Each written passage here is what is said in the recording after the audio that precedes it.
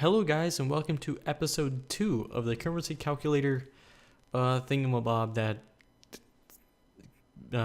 sure, something that you want to learn how to code. This is a beginner tutorial if I haven't said that before, so I'm going to teach you everything.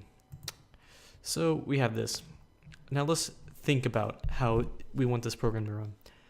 We want the user to type in a set amount of money, like not set amount, a amount of money.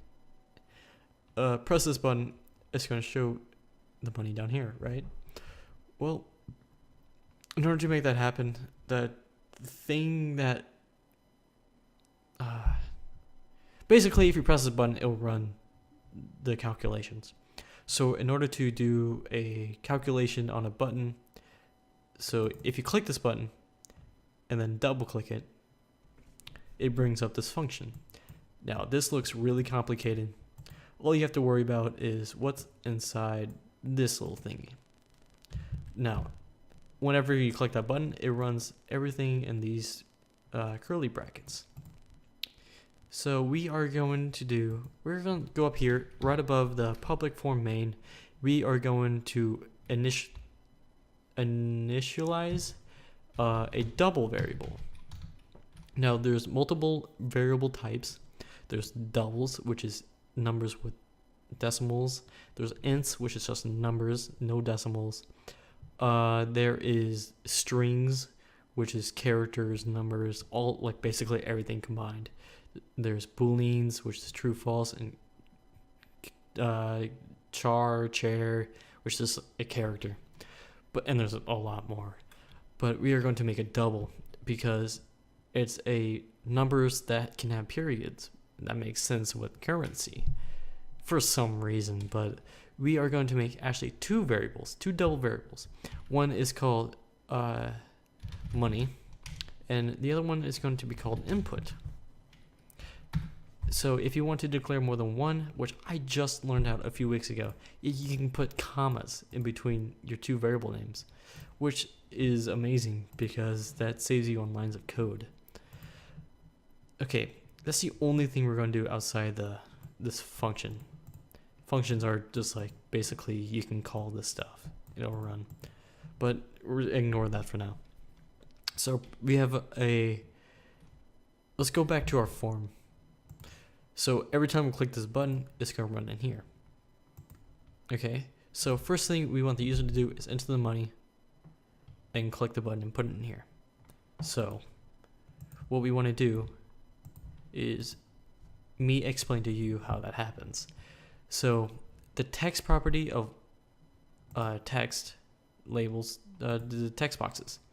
So a text box has the property of text just like every other control, right? So but that is what's ever typed in it. So that's how you get the user input. We're going to do our text box. Now this is just the name of the control, right? That's just that. But we want to access the text property. So we want to do .text. Now, congratulations, you got the text property from it. But we want to set that to our money variable because we want to type this and put it in here. We can't just transfer it over, really, but we could. But this is a little bit easier way. So we want to put that in our money variable. So our money variable equals that. Red lines mean that there's an error somewhere. So if you just mouse over it, it says can't convert string to double because a string is just basically everything and a double is just a number with decimal points. So the best way to convert strings into doubles is to do convert dot to double and then put parentheses around the text. So there's no more red lines. It's converting what the user typed and puts it into the double money, which is, hey, that's pretty good. Didn't want to say good. I was trying to think of another verb. Adjective. That's what those are called. Money equals that. So now we populate the money. So congratulations, you have what the user inputted. But let's just say you want to, for now, put that whatever the user typed into that text box. That text box is the same way. Not text box, a label, which I didn't name. LBL output.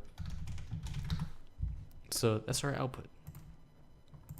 So LBL output, we want to access the text property, and we're going to put it as money. Put a semicolon to end these lines. It says cannot convert double to string. So the opposite of what we had up here. You can do convert dot to string, or there's a simpler way. Is that you go at the end of the variable and just type in to string, and then put parentheses around it, and automatically converts it to string. So now we are saying whatever the user typed gets put into money, and then the next line of code is that the label, the text property of the label is equal to money. So now when we run it, it says enter amount of money. So let's put in 12. We click the button, it's going to run the code. So click that.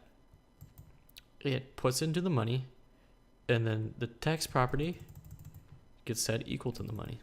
So that's what we typed in. So we can just keep doing this over and over again. You can see it's not adding up because we haven't coded that yet. It's just displaying what we typed. Now, it's pretty simple of how to keep adding on. So, I didn't name it. This is supposed to be total. I'm sorry. And why save? Okay, that's gonna be weird. So we're gonna do total plus equals money. Now what that does, let's explain it this way. So the money equals total. That's basically the same thing as plus equals. So let's just say you have $0 in your account right now. You put in $15, and that equals $15, right? And so you want to add another account, another transaction. So you're depositing, you already have $15 in there. You deposit another $10, and that in total gives you 25. Okay, so let's just break this down into words. So you have your total amount of money that plus your deposit equals the new total. Okay, so that's basically what I did, but I did it opposite. So your total equals the deposit, which is the money which we're putting in that we're grabbing from the text box, equals total. So you just flip this around. That's how you figure those out. So now we're still outputting whatever the user type, but we want to output the total, which is simple as that. So now if we run it, enter amount of money. So let's say we're putting in that much money. So yeah, that's sweet. Let's see if it adds up now. Let's see if we put in another $1 and then add, boom, it adds up every time. Let's put in, let's just say this money. And if you just press enter, it'll run that accept button on the form and it'll add to it. So that works. If you think that this is unnecessary, you can just do a plus equals and it just adds itself onto the variables you give it. So that's how I like doing it. That's basically it for just the main stuff.